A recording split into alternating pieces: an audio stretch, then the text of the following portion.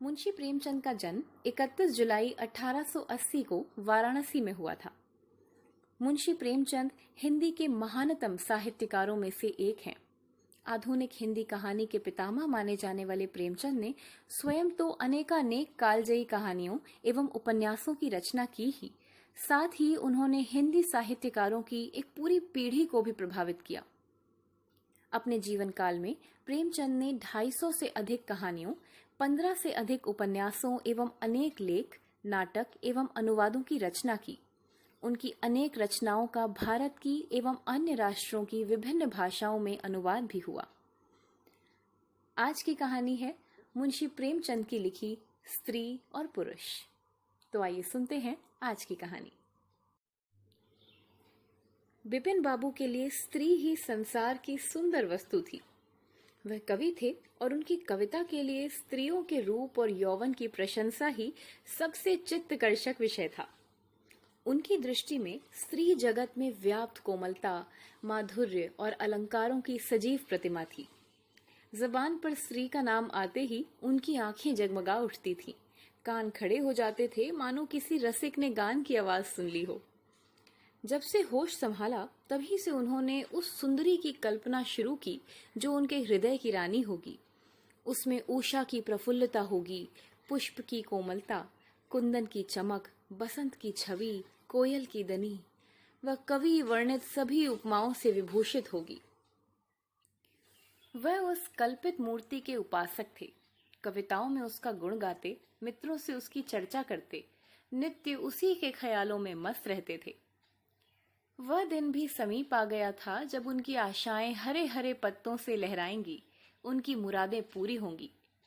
College की अंतिम परीक्षा समाप्त हो गई थी और विवाह के संदेशे आने लगे थे। विवाह तय हो गया। विपिन बाबू ने कन्या को देखने का बहुत आग्रह किया, लेकिन जब उनके मामू ने विश्वास दिलाया कि लड़की बहुत ही रूपवती है, मैंने उसे अपनी आंखों से देखा है, तब वह राजी हो गए। धूमधाम से बारात निकली और विवाह का मुहूर्त आया। वधू आभूषणों से सजी हुई मंडप में आई तो विपिन को उसके हाथ पांव नजर आए। कितनी सुंदर उंगलियां थीं, मानो दीप शिखाएं हों। अंगों की शोभा कितनी मनोहारिणी थी। विपिन फूले न समाये। दूसरे दिन वधू विदा हुई तो वह उसके दर्शनों के लिए इतने अधीर हुए कि जो ही रास्ते में कहारों ने पालकी रखकर मुंह हाथ धोना शुरू किया, आप चुपके से वधू के पास जा पहुंचे।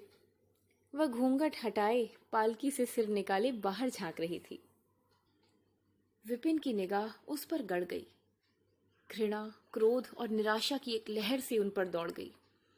यह वह परम सुंदरी रमणी न थी जिसकी उन्होंने कल्पना की थी, जिसकी वह बरसों से कल्पना कर रहे थे।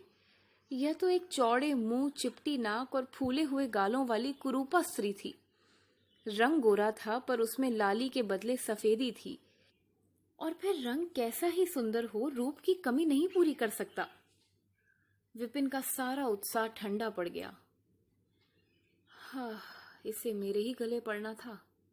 क्या इसके लिए समस्त संसार में और कोई न मिलता था? उन्हें अपने मामों पर क्रोध आया जिन्होंने वधू की तारीफों के पुल बांध दिए थे। अगर इस वक्त वह मिल जाते तो विपिन उनकी ऐसी खबर लेता कि वह भी याद रखते। जब कहारों ने फिर पालकियां उठाईं तो विपिन मन में सोचने लगा, इस स्त्री के साथ कैसे मैं बोलूंगा, कैसे इसके साथ जीवन काटूंगा। इसकी ओर तो ताकने से ही घृणा होती है। ऐसी कुरूपा स्त्रियां भी संसार में हैं, इसका तो मुझे अब पता चला है। क्या मुंह ईश्वर ने बनाया है, क्या आंखें हैं। मैं और सारे ऐबों की ओर से आंखें बंद कर लेता, लेकिन वह चौड़ा सा मुंह। भगवान, क्या तुम्हें मुझी पर यह वज्रपात करना था? विपिन को अपना जीवन नरक सा जान पड़ता था। वह अपने मामू से लड़ा, ससुर को लंबा खर्रा लिखकर फटकारा, माँ बाप से हुज्जत की और जब इससे शांति न हुई तो कहीं भाग जाने की बात सोचने लगा। आशा पर उसे दया अवश्य आती थी। वह अपने को समझाता कि इसमें उस बेचारी का क्या दोष है। उसने जबरदस्ती तो मुझसे विवाह किया नहीं, लेकिन यह दया और यह विचार उस घृणा को न जीत सकता था जो आशा को देखते ही उसके रोम रोम में व्याप्त हो जाती थी। आशा अपने अच्छे से अच्छे कपड़े पहनती, तरह तरह के बाल संवारती, घंटों आईने के सामने खड़ी होकर अपना श्रृंगार करती, लेकिन विपिन को यह शुतुर्ग मजा से मालूम होते। वह दिल से चाहती थी कि उन्हें प्रसन्न करूं, उनकी सेवा के लिए अवसर खोजा करती थी, लेकिन विपिन उससे भागा भागा सा फिरता था। अगर कभी भेंट हो भी जाती तो कुछ ऐसी जली कटी बातें करने लगता कि आशा रोती हुई वहां से चली जाती। सबसे बुरी बात यह थी कि उसका चरित्र भ्रष्ट होने लगा। वह यह भूल जाने की चेष्टा करने लगा कि मेरा विवाह हो गया है। कई कई दिनों तक आशा को उसके दर्शन भी न होते। वह उसके कहकहे की आवाजें बाहर से आती हुई सुनती, झरोखे से देखती कि वह दोस्तों के गले में हाथ डाले सैर करने जा रहे हैं और तड़प कर रह जाती। एक दिन खाना खाते समय उसने कहा, अब तो आपके दर्शन ही नहीं होते, क्या मेरे कारण घर छोड़ दीजिएगा क्या? विपिन ने मुंह फेर कर कहा, घर ही पर तो रहता हूं, आजकल जरा नौकरी की तलाश है, इसलिए दौड़ धूप ज्यादा करनी पड़ती है। किसी डॉक्टर से मेरी सूरत क्यों नहीं बनवा देते? सुनती हूँ आजकल सूरत बनाने वाले डॉक्टर पैदा हुए हैं। क्यों नाहक चिढ़ाती हो? यहाँ तुम्हें किसने बुलाया था? आखिर इस मर्ज की दवा कौन करेगा? इस मर्ज की दवा नहीं है। जो काम ईश्वर से न करते बना, उसे आदमी क्या बना सकता है? यह तो तुम ही सोचो कि ईश्वर की भूल के लिए मुझे दंड दे रहे हो। संसार में कौन ऐसा आदमी है जिसे अच्छी सूरत बुरी लगती हो, लेकिन तुमने किसी मर्द को केवल रूपहीन होने के कारण कुंवारा रहते देखा है? रूपहीन लड़कियां भी माँ बाप के घर नहीं बैठी रहती, किसी न किसी तरह उनका निर्वाह हो ही जाता है। उसका पति उन पर प्राण न देता हो, लेकिन दूध की मक्खी नहीं समझता। विपिन ने झुंझला कर कहा, क्यों नाहक सिर खाती हो? मैं तुमसे बहस तो नहीं कर रहा हूं। दिल पर जब्र नहीं किया जा सकता और न दलीलों का उस पर कोई असर पड़ सकता है। मैं तुम्हें कुछ कहता तो नहीं हूं, फिर तुम क्यों मुझसे हुज्जत करती हो? आशा यह झिड़की सुनकर चली गई। उसे मालूम हो गया कि इन्होंने मेरी ओर से सदा के लिए हृदय कठोर कर लिया है। विपिन तो रोज सैर सपाटे करते, कभी कभी रात गायब रहते। इधर आशा चिंता और नैराश्य से घुलते घुलते बीमार पड़ गई, लेकिन विपिन भूल कर भी उसे देखने न आता। सेवा करना तो दूर रहा। इतना ही नहीं, वह दिल में मानता था कि वह मर जाती तो गला छूटता, अब की खूब देखभाल कर अपनी पसंद का विवाह करता। अब वह और भी खुल खेला। पहले आशा से कुछ दबता था, कम से कम उसे ये धड़का लगा रहता था कि कोई मेरी चाल ढाल पर निगाह रखने वाला भी है। अब वह धड़का छूट गया। कुवासनाओं में ऐसा लिप्त हो गया कि मर्दाने कमरे में ही जमघट होने लगे।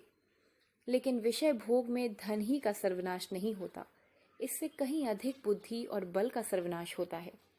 विपिन का चेहरा पीला पड़ने लगा, देह भी क्षीण होने लगी, पसलियों की हड्डियां निकल आईं, आंखों के इर्द गिर्द गड्ढे पड़ गए। अब वह पहले से कहीं ज्यादा शौक करता, नित्य तेल लगाता, बाल बनवाता, कपड़े बदलता, किंतु मुख पर कांति न थी। रंग रोगन से क्या हो सकता है?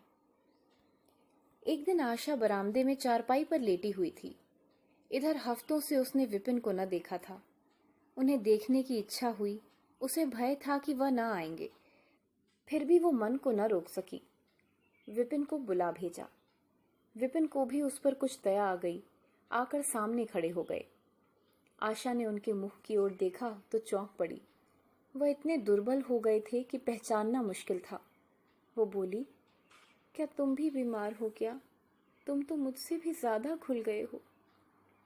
विपिन ने कहा, ओह, जिंदगी में रखा ही क्या है जिसके लिए जीने की फिक्र करूं? जीने की फिक्र न करने से कोई इतना दुबला नहीं हो जाता। तुम अपनी कोई दवा क्यों नहीं करते? यह कहकर उसने विपिन का दाहिना हाथ पकड़कर अपनी चारपाई पर बैठा लिया। विपिन ने भी हाथ छुड़ाने की चेष्टा न की। उनके स्वभाव में इस समय एक विचित्र नम्रता थी जो आशा ने कभी न देखी थी। बातों से भी निराशा टपकती थी, अक्खड़पन था, क्रोध की गंध भी न थी। आशा को ऐसा मालूम हुआ कि उनकी आंखों में आंसू भरे हुए हैं। विपिन चारपाई पर बैठते हुए बोले, मेरी दवा अब मौत करेगी। मैं तुम्हें जलाने के लिए नहीं कहता, ईश्वर जानता है मैं तुम्हें चोट नहीं पहुंचाना चाहता। मैं अब ज्यादा दिनों तक न जीऊंगा। मुझे किसी भयंकर रोग के लक्षण दिखाई दे रहे हैं, डॉक्टर ने भी यही कहा है। मुझे इसका खेद है कि मेरे हाथों तुम्हें कष्ट पहुंचा, पर क्षमा करना। कभी कभी बैठे बैठे मेरा दिल डूब जाता है, मूर्छा सी आ जाती है। यह कहते कहते एकाएक वह कांप उठे। सारी देह में सनसनी सी दौड़ गई। मूर्छित होकर चारपाई पर गिर पड़े और हाथ पैर पटकने लगे। मुंह से फिचकुर निकलने लगा। सारी देह पसीने से तर हो गई। आशा का सारा रोग हवा हो गया। वह महीनों से बिस्तर न छोड़ सकी थी, पर इस समय उसके शिथिल अंगों में विचित्र स्फूर्ति दौड़ गई। उसने तेजी से उठकर विपिन को अच्छी तरह लिटा दिया और उनके मुख पर पानी के छींटे देने लगी। मैरी भी दौड़ी आई और पंखा झलने लगी। बाहर खबर हुई। मित्रों ने दौड़कर डॉक्टर को बुलाया। बहुत यत्न करने पर भी विपिन ने आंखें न खोली। संध्या होते होते उनका मुंह टेढ़ा हो गया और बायां अंग शून्य पड़ गया। हिलना तो दूर रहा, मुंह से बात निकलना भी मुश्किल हो गया। ये मूर्छा न थी, फालिज था। फालिज के भयंकर रोग में रोगी की सेवा करना आसान काम नहीं। उस पर आशा महीनों से बीमार थी, लेकिन इस रोग के सामने वह अपना रोग भूल गई। 15 दिनों तक विपिन की हालत बहुत नाजुक रही। आशा दिन के दिन और रात की रात उनके पास बैठी रहती। उनके लिए पथ्य बनाना, उन्हें गोद में संभाल कर दवा पिलाना, उनके जरा जरा से इशारे को समझना उसी जैसी धैर्यशीला स्त्री का काम था। अपना सिर दर्द से फटा करता, ज्वर से देह तपा करती, पर इसकी उसे जरा भी परवाह न थी। 15 दिनों के बाद विपिन की हालत कुछ संभली। उनका दाहिना पैर तो लुंज पड़ गया था, पर तोतली भाषा में कुछ बोलने लग गए थे। सबसे बुरी गत उनके सुंदर मुख की हुई थी। वह इतना टेढ़ा हो गया था कि जैसे कोई रबड़ के खिलौने को खींचकर बढ़ा दे। बैटरी की मदद से जरा देर के लिए बैठ या खड़े तो हो जाते थे, लेकिन चलने फिरने की ताकत न थी। एक दिन लेटे लेटे उन्हें क्या जाने क्या ख्याल आया। आईना उठाकर अपना मुंह देखने लगे। ऐसा कुरूप आदमी उन्होंने कभी न देखा था। आहिस्ता से बोले, आशा, ईश्वर ने मुझे गुरूर की सजा दे दी। वास्तव में ये उसी बुराई का बदला है जो मैंने तुम्हारे साथ की। अब तुम अगर मेरा मुंह देखकर घृणा से मुंह फेर लो तो मुझे तुमसे जरा भी शिकायत न होगी। मैं चाहता हूं कि तुम मुझसे दुर्व्यवहार का बदला लो जो मैंने तुम्हारे साथ किया। आशा ने पति की ओर कोमल भाव से देखकर कहा, मैं तो आपको अब भी उसी निगाह से देखती हूँ।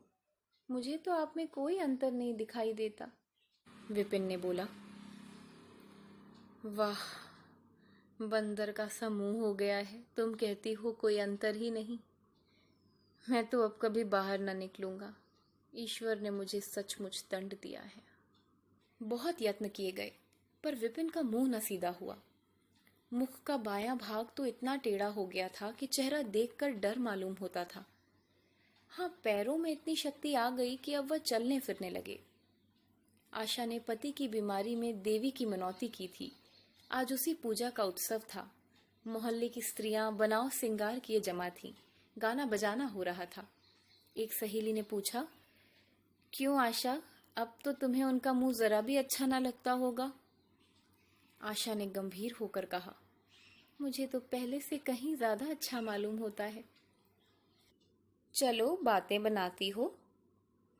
नहीं बहन, सच कहती हूँ। रूप के बदले मुझे उनकी आत्मा मिल गई, जो रूप से कहीं बढ़कर है। विपिन कमरे में बैठे हुए थे। कई मित्र जमा थे। ताश हो रहा था। कमरे में एक खिड़की थी जो आंगन में खुलती थी। इस वक्त वह बंद थी। एक मित्र ने चुपके से उसे खोल दिया और शीशे से झांककर विपिन से कहा, आज तो तुम्हारे यहाँ परियों का अच्छा जमघट है। विपिन ने कहा, बंद कर दो उसे। अजी जरा देखो तो कैसी कैसी सूरतें हैं। तुम्हें इन सबों में कौन सबसे अच्छी मालूम होती है?